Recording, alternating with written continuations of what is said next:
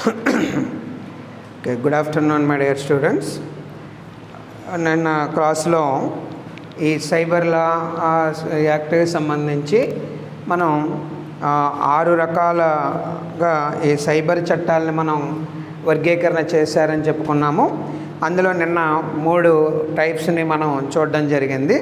అందులో information broadcasting లా ఒకటి, అలాగే ఇన్ఫర్మేషన్ టెక్నాలజీ యాక్ట్ 2000 అనే దాని గురించి చెప్పుకున్నాము.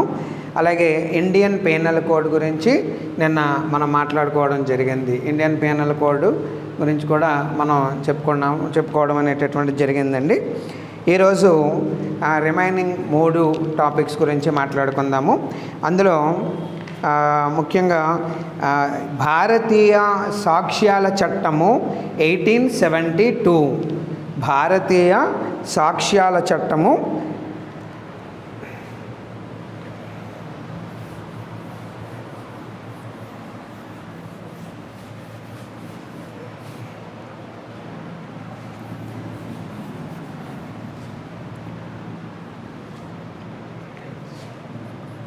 The Indian Evidence Act 1872, భారతీయ సాక్ష్యాల చట్టము 1872, అంటే ద ఇండియన్ ఎవిడెన్స్ యాక్ట్ 1872. అంటే చూడండి, ఇక్కడ ఈ చట్టాన్ని మొట్టమొదటిసారిగా ఇంపీరియల్ లెజిస్లేటివ్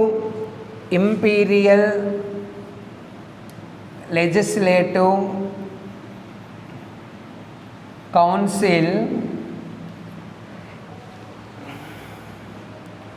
1872లో ఈ చట్టాన్ని ప్రవేశపెట్టడం అనేటటువంటిది జరిగింది. భారతీయ న్యాయస్థానాలలో సాక్ష్యాలను అనుమతించడానికి సంబంధించినటువంటి ఆ నియమ నిబంధనలు ఈ చట్టం సమకూర్చుతుంది. అంటే ఇక్కడ ఎవిడెన్స్ అనేటటువంటి సాక్ష్యం తప్పనిసరిగా చేర్చడం జరిగింది. కాబట్టి ఏ నేరాన్ని అయినా సరే రుజువు చేయాలి అంటే అందుకు తప్పనిసరిగా ఆ సాక్ష్యం అనేటటువంటిది ఇక్కడ మనకి కావాల్సి ఉంది. కాబట్టి as per the Indian legislative ప్రకారము సో దీన్ని ఇంపీరియల్ లెజిస్లేటివ్ కౌన్సిల్ 1872లో ఈ చట్టాన్ని రూపొందించడం జరిగిందండి. అయితే ఇక్కడ అంటే సాక్ష్యాలని ఆ భారతీయ న్యాయస్థానాలలో సాక్ష్యాలను అనుమతించడం కోసం ఈ సంబంధించేటటువంటి నియమ నిబంధనలన్నీ కూడా ఈ చట్టంలో రూపొందించడం జరుగుతుందండి. ఈ చట్టం సమకూర్చడం అనేటటువంటి చేస్తుంది. ఇవి బ్రిటిష్ కాలంలోనే ఆచరణలోకి వచ్చినప్పటి నుంచి ఇప్పటి వరకు కూడా కొనసాగుతూనే ఉన్నాయి.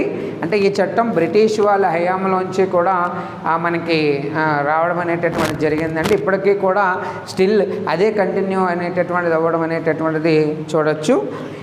ఈ చట్టంలో మనకి 11 అధ్యాయాలు అలాగే 167 సెక్షన్స్ ఉన్నాయండి. ఈ ఇండియన్ ఎవిడెన్స్ యాక్ట్ మనం చూసినట్లయితే ఇందులో 11 అధ్యాయాలు ఉన్నాయి. ఈ 11 అధ్యాయాల్లో 167 సెక్షన్లని ఇందులో ఇమిడి ఉన్నాయని చెప్పుకోవచ్చును. ప్రస్తుతం ఈ చట్టం 134 సంవత్సరాల చరిత్ర కలిగినటువంటిదిగా మనం చెప్పవచ్చండి. అయితే ఇక్కడ ఈ చట్టంలో ఇన్ని సంవత్సరాల చరిత్ర కలిగినటువంటి చట్టం కూడా అయినప్పటికీ కూడా దీనిలో మార్పు అనేటటువంటి పెద్దగా చేయడం అనేటటువంటి జరగలేదు. ఇప్పుడు మిగతా చట్టాలు ఉన్నాయంటే కొన్ని సవరణలు అనేటటువంటివి చేయడం చేశారండి. కానీ ఈ చట్టానికి ఇన్ని సంవత్సరాల చరిత్ర ఉన్నప్పటికీ ఎప్పుడో బ్రిటిష్ వాళ్ళ హయాంలోనే ఈ చట్టం రూపాంతరం చెందినప్పటికీ దీనిలో ఏ విధమైనటువంటి మార్పులు కూడా చేయలేదండి. కొన్ని సందర్భాల్లో మాత్రమే అవసరమైనటువంటి సవరణలు మాత్రం చేశారండి. కొన్ని చాలా రేర్ కేసెస్లో మనకి కొన్ని సవరణలు చేయడం అనేటటువంటిది చేశారండి. అంటే భారతీయ సాక్ష్యాల చట్టాన్ని రూపొందించడం వల్ల భారతీయులకు వర్తించేటటువంటి ప్రమాణీకరణ కలిగిన సాక్ష్యాల నియమ నిబంధనలు ఇక్కడ లభిస్తున్నాయి. ఈ చట్టాన్ని రూపొందించడంలో బలమైనటువంటి కృషి జరిపినటువంటి వ్యక్తి సర్ జేమ్స్ ఈ చట్టాన్ని రూపకల్పన చేసి దీన్ని బలమైనగా మనకి ఆ కృషి జరిపినటువంటి వ్యక్తిని మనం చూసినట్లయితే సర్ జేమ్స్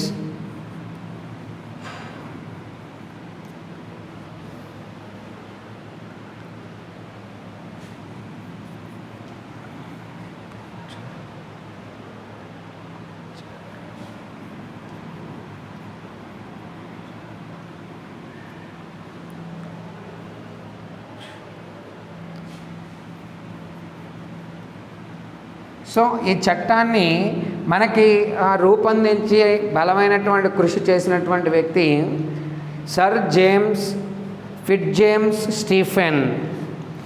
ఇతన్ని భారతీయ సాక్ష్యాల చట్టం యొక్క పితామహుడిగా మనం చెప్తామండి. Is a father of the Indian evidence act 1872గా మనం చెప్పుకోవడం అనేటటువంటి జరుగుతుంది. దీనిలో మనకి 11 అధ్యాయాలలో 167 సెక్షన్లు అనేది దీనిలో పొందుపరచడం జరిగింది. ఇది 134 సంవత్సరాల చరిత్ర కలిగినటువంటిదైనా కూడా, అంటే ఎప్పుడో బ్రిటిష్ వాళ్ళ హయాంలోంచి ఈ చట్టాన్ని రూపొందించినప్పటికీ కూడా దీన్ని ఇప్పటివరకు పెద్దగా మార్పు అనేటటువంటిది ఏమీ చేయలేదండి. అంతేకాకుండా అక్కడక్కడ ఏదైనా కొన్ని సందర్భాల్లో చిన్న చిన్న సవరణలు అయితే చేయడం జరిగింది. దీన్ని పితామహుడిగా సర్ జేమ్స్ ఫిట్జ్జేమ్స్ స్టీఫెన్ అనేటటువంటి వ్యక్తిని మనం పితామహుడిగా చెప్పుకోవచ్చును. ఎందుకంటే ఈ చట్టాన్ని రూపొందించడానికి ఎంతో బలమైనటువంటి కృషి చేసినటువంటి వ్యక్తిగా ఇతన్ని మనం చెప్పుకోవడం అనేటటువంటి జరుగుతుంది. అలాగే దీన్ని కూడా ఈ సైబర్ చట్టాలలో ఒకటిగానే తీసుకోవడం అనేటటువంటిది మనం చూడవచ్చును. ఇక నెక్స్ట్ యాక్ట్ కనుక మనం చూసినట్లయితే బ్యాంకర్ల పుస్తకాల సాక్ష్యాల చట్టము,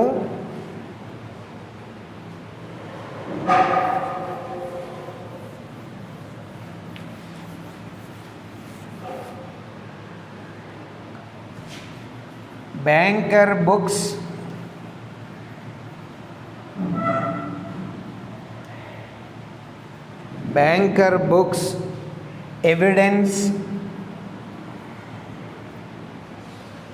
ఎవిడెన్స్ యాక్ట్ 1891.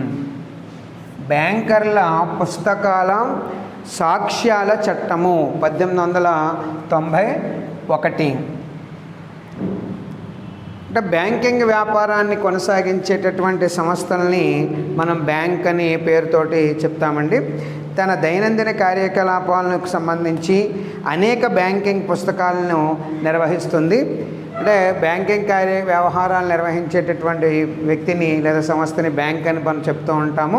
ఇది రోజువారీ నిర్వహణలో తన దైనందినైనటువంటి జీవనంలో అనేక రకాలైనటువంటి పుస్తకాలని ఇవి నిర్వహించడం అనేటటువంటిది జరుగుతుంది. ఇవి ఆవర్జాలు, రోజువారీ పుస్తకాలు, నగదు పుస్తకాలు, ఖాతా పుస్తకాలు మొదలగున్నవి ఈ బ్యాంకింగ్ వ్యాపారం కొనసాగడంలో ఉత్పన్నమయ్యేటటువంటి సమస్యలను లేదా రోజువారీ కార్యకలాపాలను నమోదు చేయడానికి ఈ పుస్తకాలు సాక్ష్యాలుగా ఉపయోగపడతాయి. ఈ చట్టం 1 అక్టోబర్ 1891 నాటి నుండి మనకి అమల్లోకి వచ్చిందండి. జమ్మూ కాశ్మీర్ మినహా అన్ని రాష్ట్రాల్లోనూ కూడా ఈ చట్టం యొక్క నిబంధనలు వర్తించడం అనేది జరుగుతుంది. కోర్టు లేదా న్యాయమూర్తుల యొక్క ఉత్తర్వులు ఉన్నప్పుడు మాత్రమే బ్యాంకరు పుస్తకాల తనిఖీకి వీలవుతుంది. బ్యాంకర్ యొక్క సంబంధించి పుస్తకాలు తనిఖీ చేయడానికి కోర్టు యొక్క అనుమతి లేదా ప్రత్యేకమైనటువంటి న్యాయమూర్తి యొక్క ఉత్తర్వుల్ని దృష్టిలో పెట్టుకుని ఈ పుస్తకాలకు సంబంధించి, అంటే బ్యాంకులు నిర్వహించేటటువంటి పుస్తకాలకు సంబంధించి తనిఖీ అనేది జరుగుతుంది. అంతేకాకుండా అవసరమైనప్పుడు వాటి నకలను కూడా పొందడం అనేది జరుగుతుంది. ఈ చట్టాన్ని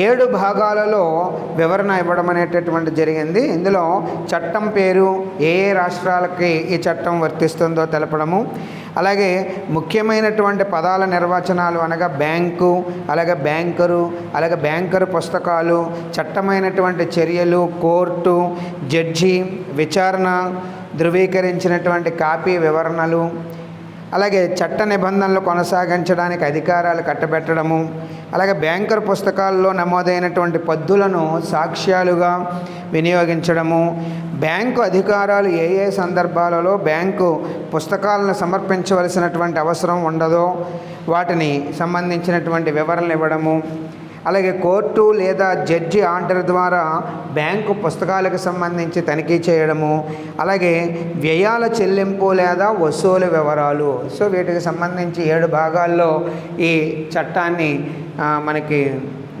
వివరణ అనేటటువంటిది ఇవ్వడం జరిగిందండి. బ్యాంకర్లు ఆధునిక ఎలక్ట్రానిక్ పరికరాలు ఉపయోగించి తమ రికార్డులు నిర్వహిస్తున్నారు కాబట్టి సైబర్ నేరాలకు అవకాశాలు ఉన్నాయి కనుక ఈ ఏదైనా సమస్యలు ఉత్పన్నమైనప్పుడు బ్యాంకు పుస్తకాలను సాక్ష్యాలుగా వినియోగించడం జరుగుతుంది. అందుకు సైబర్ చట్టాలలో ఈ బ్యాంకర్ల పుస్తకాల యొక్క సాక్ష్యాల చట్టాన్ని కూడా చేర్చడం అనేటటువంటిది జరిగిందండి. ఇక నెక్స్ట్ మనం సైబర్ చట్టం కనుక చూసినట్లయితే reserve bank of India act 1934, RBI act 1934 reserve bank చట్టము 1934ని ఇక్కడ ఈ సైబర్ చట్టంలో ఒక రకంగా వర్గీకరణ చేయడం జరిగిందండి.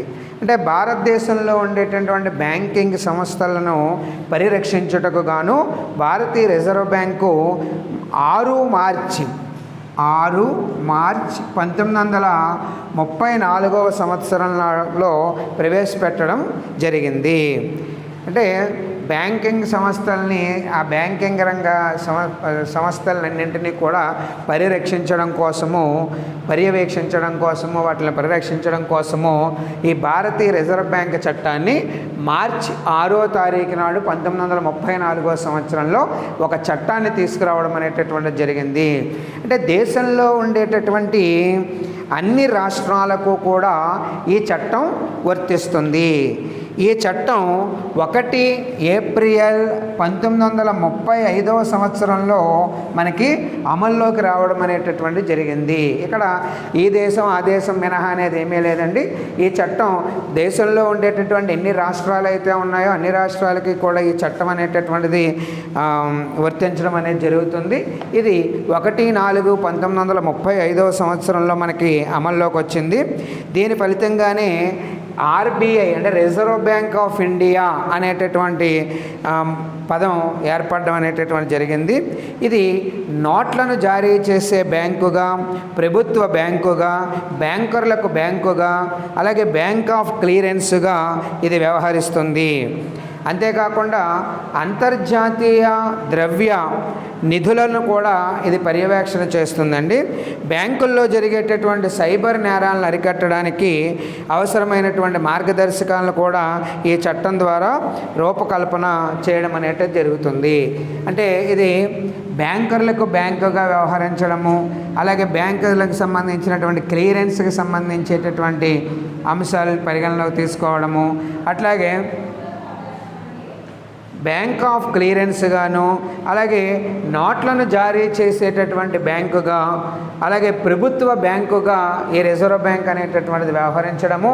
అంతేకాకుండా ఈ సైబర్ నేరాలకు సంబంధించి అరికట్టడానికి అవసరమైనటువంటి మార్గదర్శకాలను కూడా ఈ చట్టం అనేటటువంటిది రూపకల్పన చేయడం కూడా జరిగిందండి. సో ఈ విధంగా సైబర్ చట్టాల క్రింద మనకి 6 రకాలైనటువంటి చట్టాలను మళ్ళీ తీసుకురావడం జరిగిందండి. అందులో మనకి నిన్న చెప్పినట్టుగా ఇన్ఫర్మేషన్ బ్రాడ్కాస్టింగ్ లా అని, అలాగే ఇన్ఫర్మేషన్ టెక్నాలజీ యాక్ట్ 2000, అలాగే ఇండియన్ పీనల్ కోడ్ వచ్చి మనకి 1860, అలాగే ఇండియన్ మనకు సంబంధించి సాక్ష్యాలు the Indian evidence act 1872 and another Banker Books Evidence Act 1891 and finally Reserve Bank Act 1934. So these are the important cyber acts అండి. So now ఇక్కడ next మనం చూసినట్లయితే ఎలక్ట్రానిక్ ఇక్కడ కాంట్రాక్టులు అని మనం కాంట్రాక్ట్ ప్రొసీజర్స్ కనుక చూసినట్లయితే ఈ కాంట్రాక్టు సంబంధించి అందులో ఎలక్ట్రానిక్ కాంట్రాక్ట్లు అనేటటువంటిది ఉన్నాయండి. అంటే ఒప్పందాలని కాగితం మీద కాకుండా ఎలక్ట్రానిక్స్గా రూపకల్పన చేసేటటువంటి ఆ కాంట్రాక్టులను ఎలక్ట్రానిక్ కాంట్రాక్ట్స్ అంటారండి. ఈ సాంకేతిక పరిజ్ఞాన చట్టం 2000లో ఎలక్ట్రానిక్ పత్రాలకు అలాగే సంతకాలకు చట్టపరమైనటువంటి గుర్తింపు తేవడం అనేది జరిగిందండి. సాధారణంగా ఏ సమాచారాన్నైనా లేదా అంశమైనా వ్రాతపూర్వకంగా కానీ ముద్రించబడి కానీ టైపు చేయబడి ఉన్నప్పుడే వాటికి న్యాయశాస్త్రం అనేటటువంటి గుర్తింపును ఇవ్వడం అనేది జరుగుతుంది. సెక్షన్ 4 ప్రకారం మనం చూసినట్లయితే అట్టి సమాచారం ఎలక్ట్రానిక్ రూపంలో నమోదై ఉండి భవిష్యత్తు ఉపయోగానికి అందుబాటులో ఉన్నట్లయితే ఇతర చట్టాలచే గుర్తించడానికి అవసరమయ్యేటటువంటి వ్రాతలు ముద్రణకు టైపు చేయడము అన్నీ ఉన్నట్లుగా భావించబడి వాటికి న్యాయబద్ధత చేకూరుతుంది. సో ఇందులో మనం చూసినట్లయితే ఇక్కడ ఈ సాంకేతిక పరిజ్ఞానం చట్ట ప్రకారము ఇక ఎలక్ట్రానిక్ కాంట్రాక్టులు సంబంధించినటువంటి విషయాలని క్రింది విషయాలు అనేటటువంటిది ఆవశ్యకాలను అలాగే ఆ విధాన క్రమాన్ని కూడా ఈ క్రింది విధంగా పాటించవలసి ఉంటుందండి. ఆ ఆవశ్యకాలు కనుక మనం చూసినట్లయితే ప్రతిపాదన అనేటటువంటి చేయాల్సి ఉండడము, అలాగే చేసినటువంటి ప్రతిపాదనని ఆమోదించాల్సి ఉండటము, అలాగే ఈ ఆమోదనం అనేటటువంటి దేని ద్వారా జరుగుతుంది అని మనం చూసినట్లయితే ఈమెయిల్ కానివ్వండి, అలాగే వెబ్సైట్ ఆర్డర్ ఫారముల ద్వారా కానీ లేదా ఆన్లైన్ ద్వారా కూడా ఒప్పందాలు చేసుకోవడం అనేటటువంటిది, అలాగే చట్టబద్ధమైనటువంటి ప్రతిఫలం అనేది ఎలక్ట్రానిక్ కాంట్రాక్టులకు కూడా వర్తిస్తుందండి. అట్లాగే న్యాయ సంబంధమైనటువంటి న్యాయబద్ధమైనటువంటి సంబంధాలు ఏర్పాటు చేసుకోవడము, అలాగే ఈ పార్టీలు కూడా సరైనటువంటి అర్హతలు కలిగి ఉండడము, అలాగే స్వేచ్ఛా సమ్మతి న్యాయమైనటువంటి అంగీకారం ఇక్కడ ఉండాలి. అలాగే కాంట్రాక్టు ఉద్దేశ్యం చట్టబద్ధతను కలిగి ఉండాలి. ఒప్పందాన్ని నిర్వర్తించడానికి పూర్తి చేయడానికి ఇక్కడ అవకాశం అనేటటువంటిది ఏర్పడాలి, అవకాశం అనేటటువంటిది ఉండే విధంగా ఉండాలి. ఇక దీంట్లో మనం చూసినట్లయితే డిజిటల్ సిగ్నేచర్స్,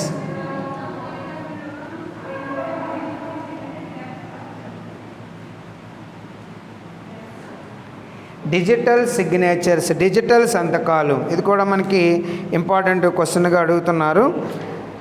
సో సమాచార సాంకేతిక పరిజ్ఞాన చట్టం 2000లో అధ్యాయం 2 ఎలక్ట్రానిక్ రికార్డులకు డిజిటల్ సంతకాలకు న్యాయాత్మకమైనటువంటి గుర్తింపుని కలుగజేసిందండి. సెక్షన్ 3 ప్రకారము ఏ చందాదారుడైనా తన డిజిటల్ సంతకాన్ని పొందపరచడం ద్వారా ఎలక్ట్రానిక్ నమోదులు చెల్లుబాటుతనాన్ని ధృవీకరించవచ్చును. దీని ద్వారా వ్యక్తులను గుర్తించడంతో పాటుగా సమాచార సమగ్రతను రుజువు చేసుకోవడానికి అవకాశం అనేది ఉంటుంది. ఎవరి పేరు మీద అయితే డిజిటల్ సంతకం సర్టిఫికెట్ కొనబడుతుందో వారిని ఇక్కడ చందాదారులుగా పిలవడం అనేటటువంటిది జరుగుతుంది.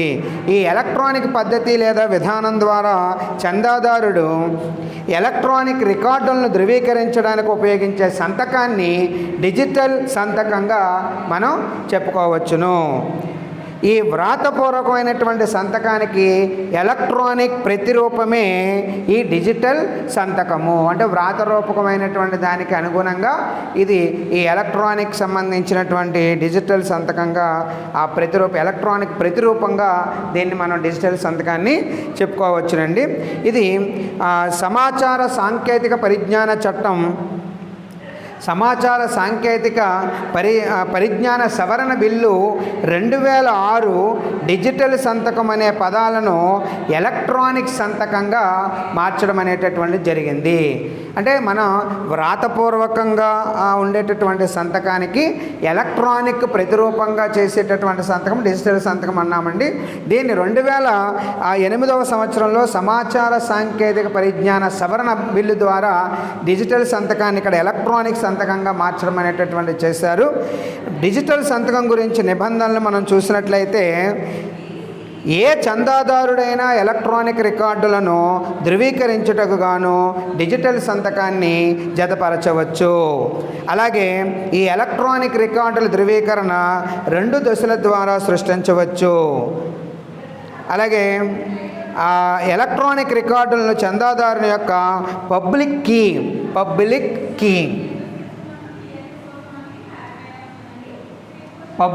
కీ ద్వారా మనం తనిఖీ చేసుకునేటటువంటి అవకాశం అనేది ఉంటుందండి. అలాగే ప్రైవేట్ కీ మరియు పబ్లిక్ కీలు చందాదారుని యొక్క ప్రత్యేక గుర్తింపునిచ్చేవి. ఇవి ఎలక్ట్రానిక్ రికార్డులను సరిచూసుకోవడానికి పనిచేసే ముఖ్యమైన జంట కీలుగా పరిగణిస్తారు. అలాగే కేంద్ర ప్రభుత్వం నిర్ణయించినట్లుగా ఒక వ్యక్తి పత్రాలపై రికార్డులపై సంతకం చేయబడినదని ప్రకటించినచో సంతకం లేకుండానే న్యాయపరమైనటువంటి గుర్తింపు లభించడం అనేది ఇక్కడ జరుగుతుందండి. ఇక ప్రభుత్వ కార్యాలయాలలో మరియు దాని ఏజెన్సీలలో ఎలక్ట్రానిక్ రికార్డులు మరియు డిజిటల్ సంతకాల యొక్క ఉపయోగం గురించి చర్చించడమైనది. ఎలక్ట్రానిక్ రూపంలో ప్రభుత్వ కార్యాలయాలు దాని ఏజెన్సీలు రికార్డులను సృష్టించవచ్చును, నమూనాలను పొందవచ్చును, పత్రాలను లేదా రికార్డులను జారీ చేయవచ్చును, భద్రపరచవచ్చును, లైసెన్సులు అనుమతులు ఇవ్వవచ్చును, స్వీకరింపులు చెల్లింపులకు కూడా చేపట్టవచ్చును. వీటన్నింటినీ డిజిటల్ సంతకం యొక్క న్యాయపరమైన గుర్తింపు ఉన్నట్లుగా మనం పరిగణించాలి. అలాగే ఈ ప్రభుత్వ డిజిటల్ సంతకానికి సంబంధించి నియమాలు రూపొందించడంలో ఈ దిగువ అధికారాలు అనేటటువంటిది కలిగి ఉంటుందండి. ఏ రకమైనటువంటి డిజిటల్ సంతకం కలిగి ఉండాలో పేర్కొనవచ్చును, ఏ విధంగా ఏ రూపకంగా డిజిటల్ సంతకాన్ని పత్రాలపై రికార్డులపై జతపరచవచ్చునో తెలియచేయవచ్చు. డిజిటల్ సంతకాన్ని జతపరిచేటటువంటి వ్యక్తిని ఎలా ఏ విధంగా ఏ విధాన క్రమంతో గుర్తించవచ్చో విశదీకరించవచ్చు. ఎలక్ట్రానిక్ రికార్డులు లేదా చెల్లింపుల భద్రత గోప్యతను కాపాడడము సరిపడ సమగ్రతను కల్పించడానికి అవసరమైనటువంటి నియంత్రణ విధానాలు చర్యలను నిర్ణయించవచ్చును.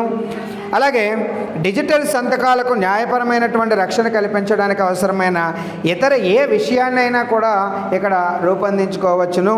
అలాగే మనకి ఎలక్ట్రానిక్ రికార్డులు మరియు డిజిటల్ సంతకాల సేకరణకు సంబంధించినటువంటి నిబంధనలు వెల్లడిస్తాయి.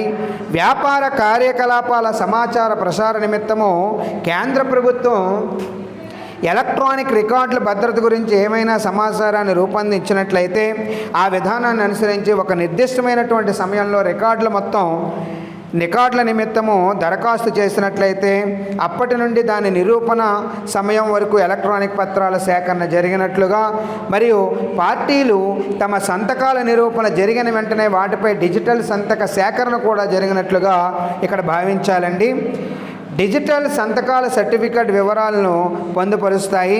డిజిటల్ సంతక సర్టిఫికెట్ జారీ కోరుతూ ఎవరైనా 25,000 రూపాయలకు మించకుండా రుసుము చెల్లించి సంతకాల ధృవీకరణ అధికారాలకు కేంద్ర ప్రభుత్వం నిర్దేశించినటువంటి పద్ధతిలో దరఖాస్తు చేసుకోవచ్చును.